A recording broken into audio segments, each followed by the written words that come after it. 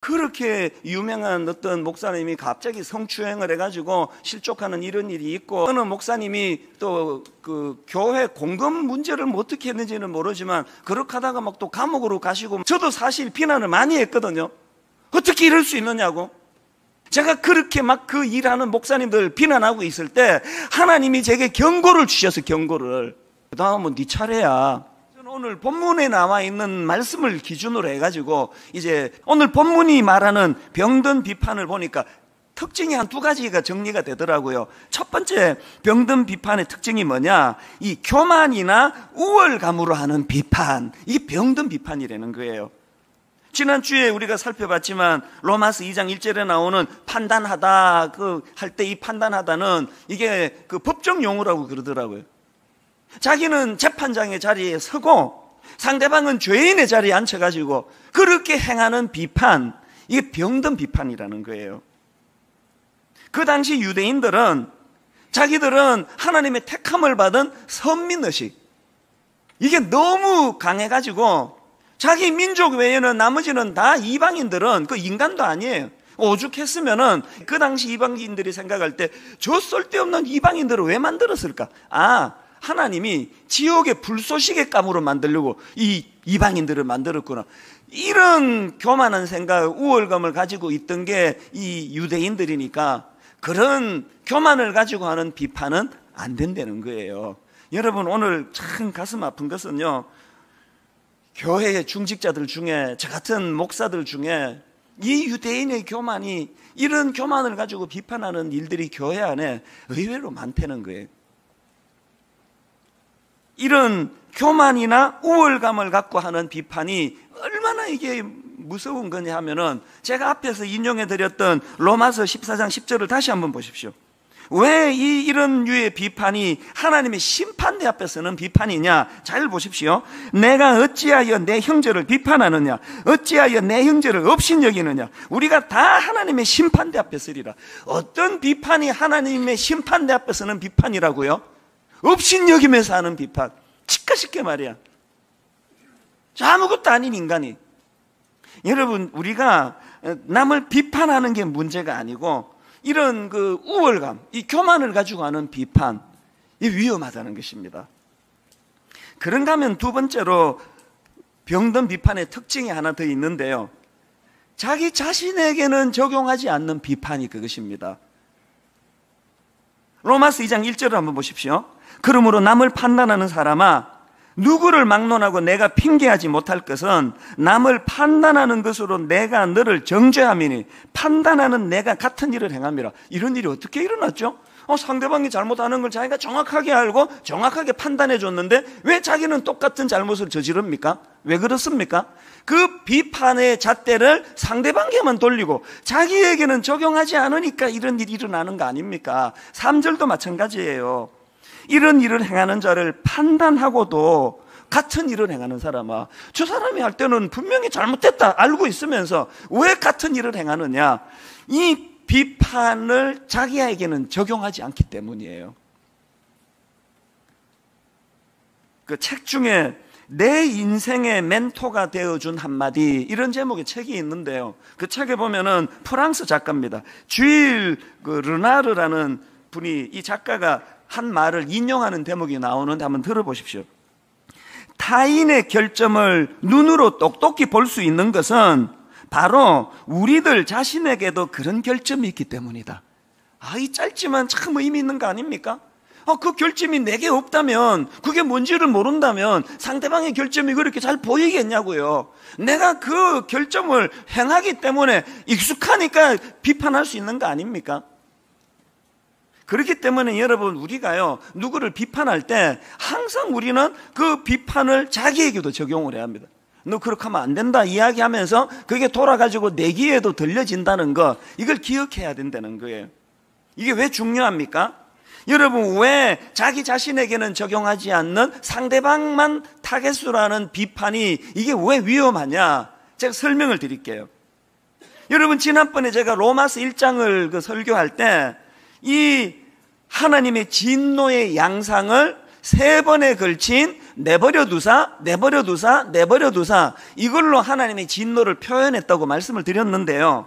자, 그렇다면은 내버려 두지 않으사, 내가 목사인데 목사답지 않은 짓을 하는 동시에 하나님이 내버려 두지 않으시고 매를 들어 징계하시면, 그래서 내가 고통을 느끼면 그것은 축복이라는 거예요. 아무리 타락한 짓을 하고 저질러도 들키지도 않고 고통도 없고 하나님의 매도 없고 그러면 끝에 가서 완전히 이거는 말로 다 할 수 없는 수치의 자리에 빠지는 거 아닙니까? 그렇기 때문에 여러분, 하나님이 여러분에게 매를 드신다면 그건 축복이에요. 변장하고 찾아온 축복, 이게 예수 믿는 사람들이 겪는 고난입니다. 그렇기 때문에 제가 이제 저에게 이런 아픔, 저런 고통을 당해가지고 눈물로 기도 부탁하러 오시는 분에게 꼭 해드리는 말이 있습니다. 성도님, 이 문제가 해결되도록 기도해드리겠습니다만 그 이전에 하실 일이 있습니다. 하나님이 무슨 메시지를 주기 원하시는지를 찾아내셔야 됩니다. 내버려 두지 않으사 내게 주시는 경고가 뭔지를 깨달으셔야 됩니다. 지혜로운 사람이라면, 자, 로마서 2장으로 들어가서 더 지혜로운 사람은 누구예요? 자기 다리 부러지는 고통을 통해서도 교훈을 찾아내는 게 지혜롭다면, 더 지혜로운 사람은 자기 다리가 부러진 게 아니고 지금 옆에 있는 남의 다리가 부러진 그것을 보고 내 교훈을 삼으면 그거 지혜 아닙니까? 로마서 2장에 나오는 유대인들의 어리석음이 그거라는 거예요. 1장에 나오는 하나님 알지 못하는 자들의 엄청난 타락을, 변질을 보면서 남 욕이나 할 줄 알았지 이거를 내 것으로 소화하는 일을 못한 거예요. 이게 남만 비판하고 자기에게 적용하지 않는 사람의 어리석음이에요. 제가 이걸 왜 중요하게 생각하는가 하면요, 한 3, 4년 됐습니까? 4, 5년 됐습니까? 어느 해인가 막 대형교회 목사님들이 막 한꺼번에 이런저런 사건, 사고로 우리를 혼미하게 했던 그런 때가 있었지 않습니까? 그렇게 유명한 어떤 목사님이 갑자기 성추행을 해가지고 실족하는 이런 일이 있고, 또 좀 있으니까 어느 목사님이 또 그 교회 공금 문제를 뭐 어떻게 했는지는 모르지만 그렇게 하다가 막 또 감옥으로 가시고 막 이런 일도 일어나고, 그래서 혼미했던 적이 있습니다. 그래서 그때는 우리 목회자들은 335 그 문제를 이야기를 많이 했습니다. 그리고 비판을 많이 했습니다. 비판해야죠. 어떻게 목사가 이럴 수가 있느냐고, 어떻게 그 여성들을 성추행할 수가 있느냐고 그러면서 비난을 많이 했는데요, 그 즈음에 제가 전체 교역자들을 모아놓고 무슨 경고의 메시지를 우리 교역자들에게 제가 던졌냐 하면은요, 그 비판해야 된다. 다시는 이런 일이 일어나지 않도록 이거는 일벌백계 하는 건 맞다. 그러나 비판만 하고 있으면 안 된다. 이 비판을 내게로 돌려야 된다. 이게 무슨 말인지를 제가 이제 이렇게 다윗을 가지고 설명을 보통 자주 하는데요. 자, 여러분, 이제 성경을 하나님이 왜 주셨습니까? 다윗이 막 부인 안에 남편이 있는 그 부인을 막 그냥 성폭행해가지고 막 임신을 시키고 막 살인을 저지르고 하는 그걸 여기다 왜 기록했습니까? 또 여러분은 성경을 왜 읽으세요? 표정이 안 읽는데요. 그러시니까 내가 참 난감한데요. 그 큐티는 왜 하세요? 오늘 여러분이 큐티를 하려고 본문을 딱 봤더니 다윗이 이제 막 그 여자를 성폭행하고 막 이제 그 남편을 죽이고 하는 그 대목이 이제 큐티 본문이에요. 그러면 여러분이 이걸 어떻게 적용합니까? 오늘의 적용, 다윗 이 자식 나쁜 자식이다. 어떻게 이런 짓을 저지를 수 있나? 천인공노할 놈. 이게 큐티 적용입니까? 하나님이 다윗의 범죄를 기록하게 할 때는 다윗 욕하고 끝내라고 주신 게 아니고 그 사건을 통해서 나는 하나님이 이 일을 통해 무슨 경고를 주시는가, 나도 다윗과 같은 우를 범하지 않으려면 어떻게 하나님을 의지해야 되느냐, 이거를 위해서 주신 게 성경 아닙니까? 제가 우리 교역자들에게 그때 던졌던 메시지가 이거예요. 똑같다.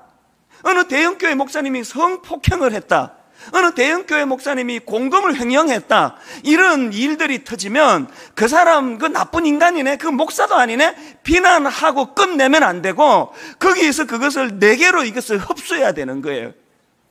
제가 왜 이걸 심각하게 생각하는가 하면요, 그 어간으로 기억이 되는데요, 저도 사실 비난을 많이 했거든요.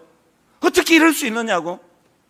요즘에 저 그런 비난 가급적이면 하지 않습니다. 왠지 아시죠? 제가 그렇게 막 그 일하는 목사님들 비난하고 있을 때 하나님이 제게 경고를 주셔서, 경고를. 무슨 경고를 주신지 전에 말씀드렸죠? 그 다음은 네 차례야. 제가 여러분, 그 다음은 네 차례라는 하나님의 경고의 말씀이 왜 제게 두려움인지 아십니까? 제가 20대 때 미국으로 이민을 갔을 때 이제 미국 생활 중에 그 스냅 사진이 이렇게 머릿속에 그 각인이 된 것처럼 시간이 아무리 흘려도 잊혀지지 않는 장면 몇 개가 있습니다. 그 중에 한 장면이 뭐냐 하니까요, 제가 20대 때 미국으로 이민을 가서 보니까 그 지미 스와가트 목사님이라고요. 그 당시에는 인터넷이 이제 없을 때니까 유명한 TV 설교가예요. 막 굉장히 인기가 미국 전역에, 이분은 뭐 알려진 그런 유명한 목사님인데요. 그 동료 목사님 중에 마빈 고먼이라는 목사님이 있는데, 이 유명한 지미 스와가트 목사님이 동료 마빈 고먼 목사님의 불륜 장면을 알게 된 거예요. 목사가 그런 일 하면 안 되잖아요. 그래서 당연히 지미 스와가트 목사님이 그 동료 마빈 고먼 목사님을 교단에 고발을 해가지고 그 일로 마빈 고먼 목사님이 이제 교단에서 쫓겨났습니다. 이런 일이 일어났는데요, 내 머리에 각인된 게 뭐냐 하면은요, 그렇게 하고 몇 년이 지났는데 이번에는 무슨 일이 일어났느냐, 동료 목사의 성범죄를 고발했던 지미 스와가트 목사님이 자기가 성매매하는 어떤 여성하고 모텔로 들어가다가 들통이 나가지고, 그래서 이제 교단에서 쫓겨나고 방송 설교 더 이상 못하고 그런 비참한 자리에 빠졌는데, 내 머릿속에 각인된 한 장면이 뭔지 아십니까? 지미 스와가트 목사님이, 내 우연히 TV를 보는데 이분이 TV에 나와가지고 막 눈물을 흘리면서 I'm a sinner, 이 장면이 잊혀지지가 않아요.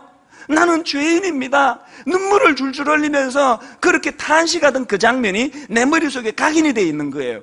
자, 여러분, 몇 년 전에 자기 동료 마빈 고먼이라는 목사가 해서는 안 되는 불륜의 짓을 저지르는 것을 자기가 목격하고 이것을 정죄하고 비판할 때, 그 비판을 그 동료 목사에게만 돌리지 말고 자기 자신에게도 돌렸더라면 몇 년 뒤에 이 수치는 피할 수 있을 거 아닙니까? 당연히 지미 스와가트 목사님이 더 유명하다가 보니까 그 동료 마빈 고먼 목사님보다 훨씬 더 수치의 자리에 더 깊이 빠지더라고요. 오늘 우리가 남을 비판하기는 좋아하면서 여러분, 그 비판의 잣대를 자기에게는 적용하지 않는 것이 얼마나 어리석은지를. 그래서 여러분, 옆에 형제가 다리가 부러져도 이걸 가지고 하나님은 내게 무슨 말씀을 주실까? 옆에 목사님이 실족할 때 비판만 하지 말고 저 일을 통해 하나님은 내게 무슨 경고의 말씀을 주시는가?